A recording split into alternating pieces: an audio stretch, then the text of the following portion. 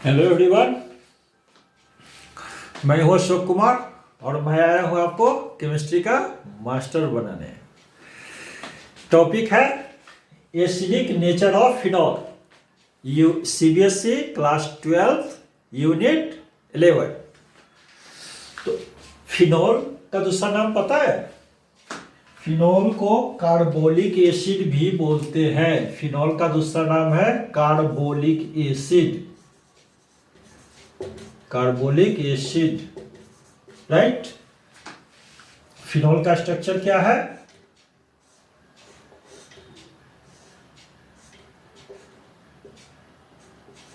ये हुआ फिनॉल।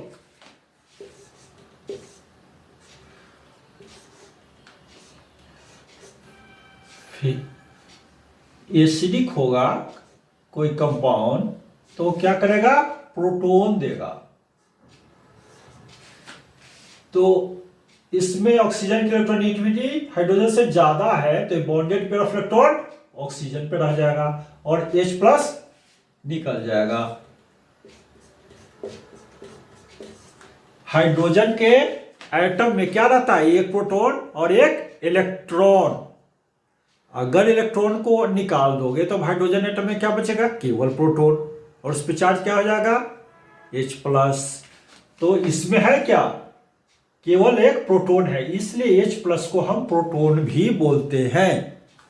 क्या बोलते हैं इसको? प्रोटॉन भी बोलते हैं। तो शायद गलत नहीं बोलते हैं क्योंकि इसमें इलेक्ट्रॉन है नहीं, केवल एक प्रोटॉन है, इसलिए H प्लस को प्रोटॉन बोलते हैं। अच्छा, एसिड क्या है? जो H प्लस देता है, प्रोटॉन देता है। ब्रोस्टर लॉ के अकॉर्डिंग जो प्रिंसिपल है उसके अकॉर्डिंग एसिड क्या है? जो प्रोटॉन रिलीज करता है। तो फिनॉल एसिडिक प्रॉपर्टी शो करेगा कब? जब ये प्रोटॉन रिलीज करेगा। प्रोटॉन रिलीज कब करेगा? जब ये रिएक्शन लेफ्ट टू राइट होगा। लेफ्ट टू राइट रिएक्शन तभी होगा जब राइट वाला ये जो है फिनॉक्साइड आयन ये ज्यादा स्टेबल हो। कोई भी चीज तभी होगा जब उसकी एनर्जी कम हो जाए। Stability, lower the energy higher the stability. Nature का रूल है कि नेचर वांट्स स्टेबिलिटी, ठीक है। तो phenoxide ion is more stable than phenol. कैसे? क्योंकि ये देखो, ये जो नेगेटिव चार्ज है जितना ज्यादा ऑक्सीजन पे या कहीं पे भी जितना ज्यादा लोकलाइज्ड होगा उतना एनर्जी ज्यादा, और ये नेगेटिव चार्ज अगर पूरे स्ट्रक्चर पे डिस्ट्रीब्यूटेड हो गया तो इसकी एनर्जी लो, स्टेबिलिटी ज्यादा। तो फिनॉक्साइड आयन है ये रेजोनेंस स्टेबलाइज है, इट इज रेजोनेंस स्टेबलाइज। देखो इसका क्या है,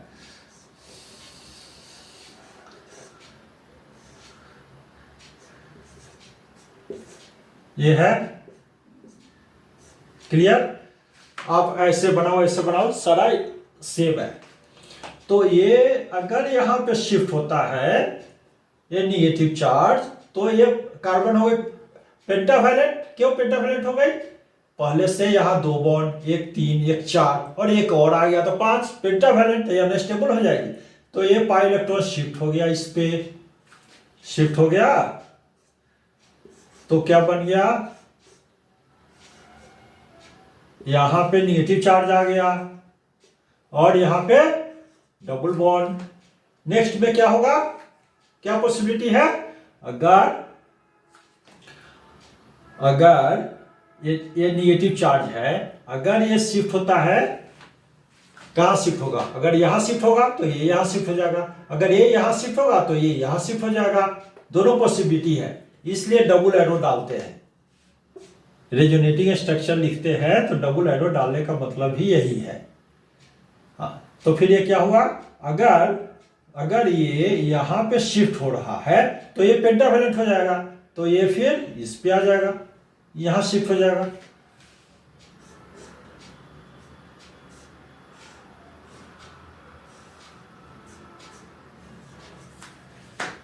क्या हुआ? ये डबल बॉन्ड हो गया और यहां पे निगेटिव चार्ज हो गया, यहां पे डबल बॉन्ड हो गया।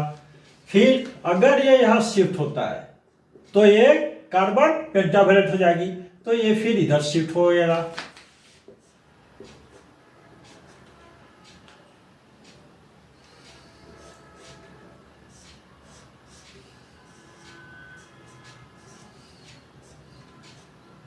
ये हो गया। तो क्या हो रहा है, ये जो निगेटिव चार्ज है, ये जो ऑक्सीजन पे निगेटिव चार्ज है, ये इसके ऑर्थो पैरा ऑर्थो कहने का मतलब कि पूरे स्ट्रक्चर पे डिस्ट्रीब्यूटेड है, इसलिए ये रेजोनेंस स्टेबलाइज्ड हो गया। रेजोनेंस स्टेबलाइज हो गया, इसकी एनर्जी कम हो गई, ये ज्यादा स्टेबल हो गया। क्लियर है? अच्छा ये बताओ, अगर यहाँ पे कोई इलेक्ट्रॉन विड्रॉइंग ग्रुप अगर प्रेजेंट हो, जैसे नाइट्रो ग्रुप, तो इस इलेक्ट्रॉन को और डिस्ट्रीब्यूट करेगा, यहां से और हटाएगा, तो वो और ज्यादा स्टेबिलिटी देगा, जनरेटेड जो फिनोक्साइड आयन बन रहा है। इसका मतलब कि फिनॉल से भी ज्यादा एसिडिक होगा। अगर 2 नाइट्रो ग्रुप लगा दिया तो और ज्यादा एसिडिक होगा। अगर 3 नाइट्रो ग्रुप लगा दिया, 2,4,6 डाइनाइट्रोफिनॉल, नहीं, यहां भी नाइट्रो, यहां भी नाइट्रो, यहां भी नाइट्रो, 2,4,6 डाइनाइट्रोफिनॉल, वो और भी एसिडिक हुआ, उसको बोलते हैं पिक्रिक एसिड। अगर कोई इलेक्ट्रॉन रिलीजिंग ग्रुप डाल दिया, जैसे एल्काइल ग्रुप अगर डाल दिया, तो एल्काइल ग्रुप की क्या प्रॉपर्टी है, electron releasing inductive effect show करता है। तो वो क्या करेगा, इस नेगेटिव चार्ज को और इनहांस कर देगा। तो अगर ये चार्ज और इनहांस होगा तो इसकी एनर्जी बढ़ जाएगी और ये अनस्टेबल हो जाएगा। इसका मतलब ये हुआ कि अगर इलेक्ट्रॉन विड्रॉइंग ग्रुप फिनॉल से अटैच है रिंग से, तो वो एसिडिक प्रॉपर्टी को बढ़ाएगा। अगर इलेक्ट्रॉन रिलीजिंग ग्रुप है लाइक एल्काइल ग्रुप, तो वो एसिडिक प्रॉपर्टी को कम करेगा। क्लियर है? अच्छा, अब देखना है कि ये फिनॉल से ज्यादा एसिडिक है या कम है, कार्बोनिक एसिड से ज्यादा है या कम है। अल्कोहल का क्या फॉर्मूला हुआ, RCH2OH। ये एसिडिक प्रॉपर्टी तभी शो करेगा जब ये H+ रिलीज करेगा।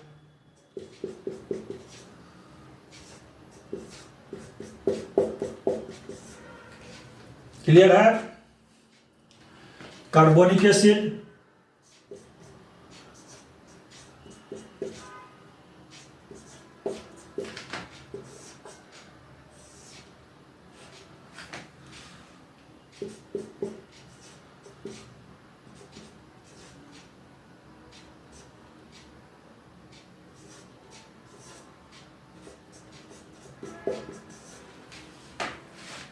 ये क्या है, कार्बोनिक एसिड का इसका नाम है कार्बोनिक एसिड, H2CO3। ये क्या होता है, जो आप कोल्ड ड्रिंक पीते हो वो क्या है, एरेटेड वाटर, उसमें CO2 जबरदस्ती डालते हैं। जबरदस्ती डाला तो क्या हुआ, कंप्रेस्ड हो गया, और H2O पहले से, तो H2O + CO2 क्या बना के दिया, H2CO3, कार्बोनिक एसिड बनाता है। कार्बोनिक एसिड हो गया। कार्बोनिक एसिड देखो आप, CH3COOH,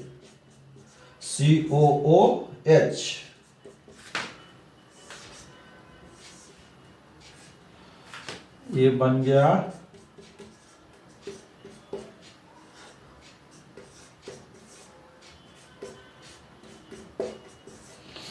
अब देखो कौन सबसे ज्यादा एसिडिक है, phenol, alcohol, carbonic acid, carboxylic acid, कौन सबसे ज्यादा एसिडिक है?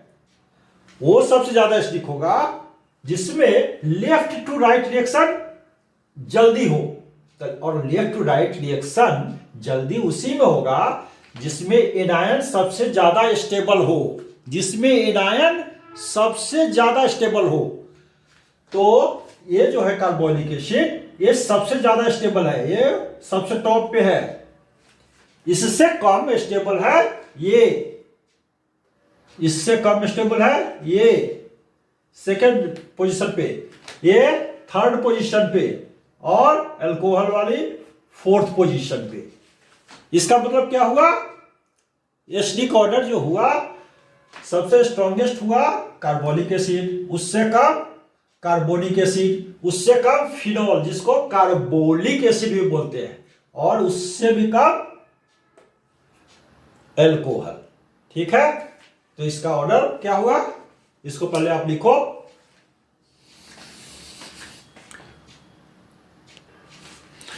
तो क्या हो गया order of stability of anion, carboxylic acid की जो एनायन बनेगी कार्बोक्सिलेट एनायन, ये सबसे ज्यादा स्टेबल होगी, उससे कम होगी कार्बोनिक एसिड की, उससे कम होगी फिनोक्साइड आयन, उस और सबसे कम स्टेबल होगी अल्कोहल के कारण जो एल्कोक्साइड आयन बन रहा है वो।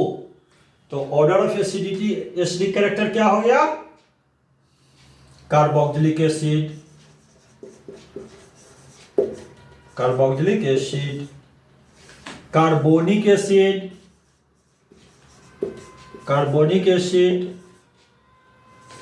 फिर फिनॉल जिसका दूसरा नाम है कार्बोलिक एसिड, फिर अल्कोहल, सबसे कम।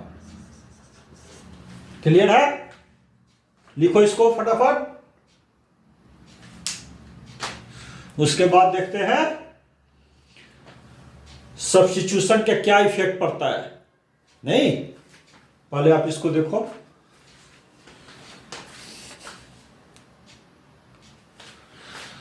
हाँ, तो क्या है effect of substitution on the acidity of phenol. तो क्या सब्स्टिट्यूएंट दो ही प्रकार के होंगे, या तो इलेक्ट्रॉन विथड्रॉइंग ग्रुप होगा जैसे NO2, या फिर इलेक्ट्रॉन रिलीजिंग ग्रुप होगा जैसे अल्काइल। तो फर्स्ट हम डिस्कस करते हैं electron releasing group, electron releasing group, as for example nitro group, nitro group, hydrogen भी है। तो क्या होगा,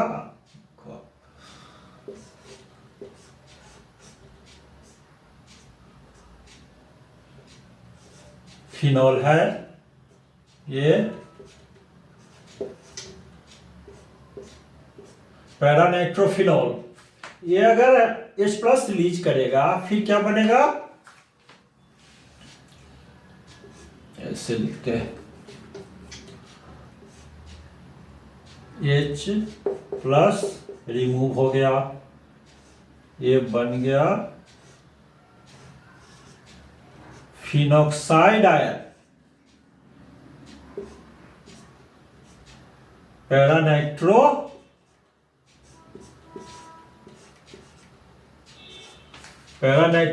फिनॉक्साइड आयन, राइट। अब क्या होगा, ये डिस्पर्स्ड होगा, ये इलेक्ट्रॉन विथड्रॉइंग ग्रुप है नाइट्रो, तो ये अगर यहां मूव करता है तो ये पेंटावैलेंट हो जाएगा कार्बन अनस्टेबल, तो ये पाई इलेक्ट्रॉन यहां शिफ्ट होगा। तो क्या रेजोनेटिंग स्ट्रक्चर क्या बनेगा, रेजोनेटिंग स्ट्रक्चर को कैनोनिकल स्ट्रक्चर भी बोलते हैं। क्या बोला, रेजोनेटिंग स्ट्रक्चर को कैनोनिकल स्ट्रक्चर भी, ये यहां पे आ गया, क्या बोलते हैं नेगेटिव चार्ज, ये पाई बॉन्ड जैसे था वैसे रहेगा, यहां ये जैसे था वैसे रहेगा। क्लियर है। अब देखो ये अगर यहां शिफ्ट होता है तो फिर ये कहां शिफ्ट हो जाएगा, ये यहां शिफ्ट हो जाएगा।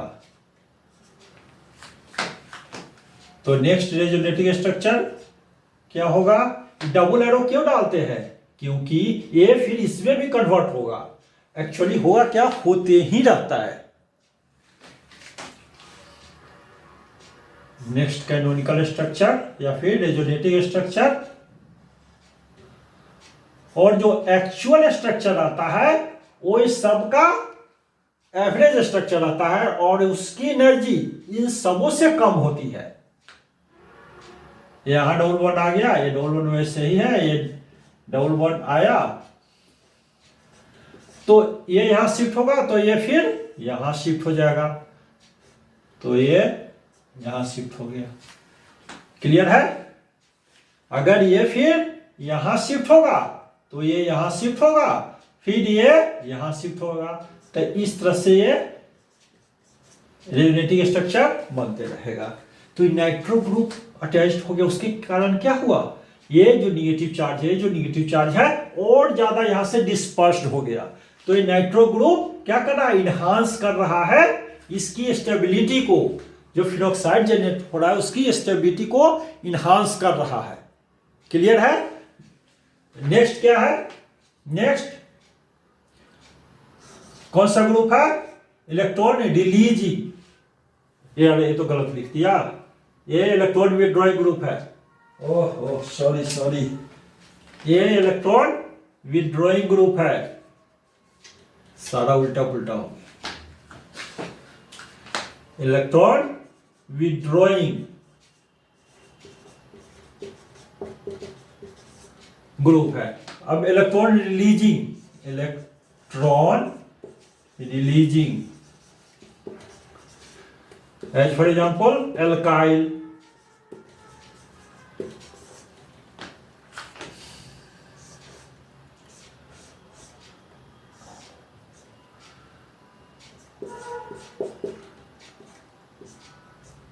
ये क्या हो गया, पैरामिथाइल फिनॉल, क्रिसॉल भी बोलते हैं इसको, पैराक्रिसॉल या फिर पैरामिथाइल फिनॉल। तो ये है electron releasing inductive effect show करता है। तो ये क्या होगा, अगर ये H+ रिलीज करेगा तो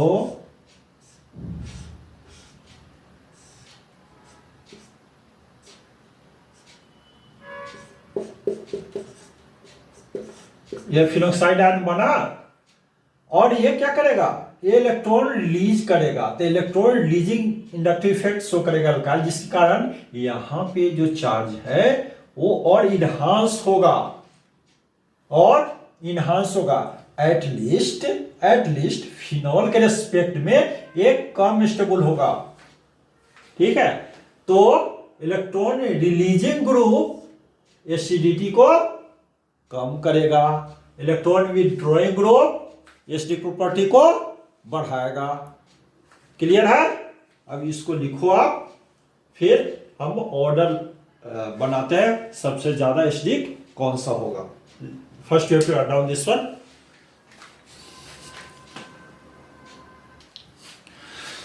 देखो अभी तक तो हमने समझा कि अगर इलेक्ट्रॉन विथड्रॉइंग ग्रुप है तो एसिडिक प्रॉपर्टी को इनहांस करेगा। अगर इलेक्ट्रॉन रिलीजिंग ग्रुप है, इलेक्ट्रॉन रिलीजिंग ग्रुप है तो एसिडिक प्रॉपर्टी को रिड्यूस करेगा। ठीक? लेकिन ऑर्डर क्या है एक्चुअल में, वो ये ऑर्डर है। अच्छा, इसको आपको याद रखना होगा, इसमें तो कोई दिक्कत नहीं है। जैसे आप 3 इलेक्ट्रॉन विथड्रॉइंग ग्रुप है, 3 नाइट्रो ग्रुप है, तो स्वाभाविक है कि 2 नाइट्रो ग्रुप वाले से ज्यादा एसिडिक होगा। लेकिन बहुत सारा, अब देखो यहां पे ऑर्थोक्लोरोफिनॉल मेटा नाइट्रोफिनॉल से ज्यादा एसिडिक है। ऑर्थोक्लोरोफिनॉल मेटा नाइट्रोफिनॉल से ज्यादा एसिडिक है, जबकि ये स्ट्रॉन्ग इलेक्ट्रॉन विथड्रॉइंग ग्रुप है, लेकिन ये मेटा पे अटैच्ड है और ये ऑर्थो पे अटैच्ड है। इसके कारण ऐसा है। तो ये सीक्वेंस टिप्स पे रहना चाहिए। और इसका एक्सप्लेनेशन कहां से आएगा, ये तो केमिकल काइनेटिक्स है, इसलिए ये ऑर्डर हमको याद रखना पड़ता है, ये आपको याद रखना है। क्लियर है? तो ऑर्डर क्या है, 2,4,6 डाइनाइट्रोफिनॉल। इसको पिक्रिक एसिड भी बोलते हैं, PICRIC, पिक्रिक एसिड। अच्छा, ये वो टेस्ट देता है जैसे अगर कार्बोनेट बाइकार्बोनेट के साथ रिएक्शन कराओगे तो CO2 निकलेगा। ये पिक्रिक एसिड स्ट्रॉन्ग इनफ है उसके लिए। फिर इससे कम 2,4 डाइनाइट्रोफिनॉल, फिर पैरानाइट्रोफिनॉल, इससे भी कम ऑर्थोनाइट्रोफिनॉल, इससे भी कम ऑर्थोक्लोरोफिनॉल, इससे कम मेटानाइट्रोफिनॉल, इससे कम मेटाक्लोरोफिनॉल, उससे कम पैराक्लोरोफिनॉल, उसके बाद आ रहा है फिनॉल, यहां है फिनॉल। ठीक? इससे कम मेटाक्रिस्टल, इससे भी कम पैरा, और सबसे कम ऑर्थोक्रिस्टल। तो this is all about the acidic nature of phenol. ठीक है, तो एक कंप्लीट एक्सप्लेनेशन है, इसको अच्छे से पढ़ो, बोर्ड में जाकर के धूम मचाना है। अगर ये वीडियो पसंद आया, समझ में आया, वीडियो को लाइक करो, सब्सक्राइब करो।